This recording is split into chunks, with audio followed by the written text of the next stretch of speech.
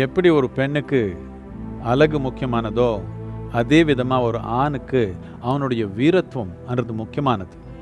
இந்த ஜல்லிக்கட்டு என்ற ஒரு விளையாட்டை நம்ம கிராம இளைஞருக்கு ஒரு முக்கியமான ஒரு தன்மை.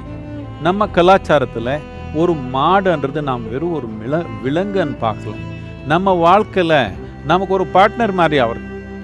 நாம் விவசாயம் பண்ணணுன்னாலும் சரி, நாம் குழந்தையாக இருக்கிறப்போ வளரணுன்னாலும் சரி, அதோடைய பால் அது கூட ஒரு சம்பந்தம் நமக்கு எப்பவுமே இருக்குது. அது கூட விளையாடுறது கூட நமக்கு ஒரு பழக்கு, நம்ம கலாச்சாரத்தில் ஒரு முக்கியமான ஒரு தன்மை.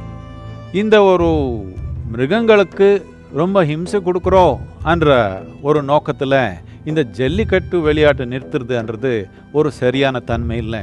மிருகங்களுக்கு ஹிம்சை கொடுக்கக்கூடாதுன்னா, நம்ம மாடுக்கு ஹிம்சை கொடுக்கக்கூடாதுன்னா நாம் அது வெட்டுறது நிறுத்தணும் தானே. நீங்கள் வெட்டின ஒரு விலங்கு நீங்கள் ஏதோ உங்கள் உணவுக்காக பண்ணாலும் பரவாயில்ல, வெட்டிட்டு எக்ஸ்போர்ட் பண்ண ஆரம்பித்தா ஆயிரக்கணக்கில். நம்ம மாடு வெட்டி பல நாடுகளுக்கு எக்ஸ்போர்ட் பண்ணுறது ஹிம்சை இல்லைன்னா அது கூட விளையாடுறது எப்படி ஹிம்சை ஆயிடுச்சு. இது ஒரு முக்கியமான கலாச்சாரத்தில் ஒரு முக்கியமான விஷயம்.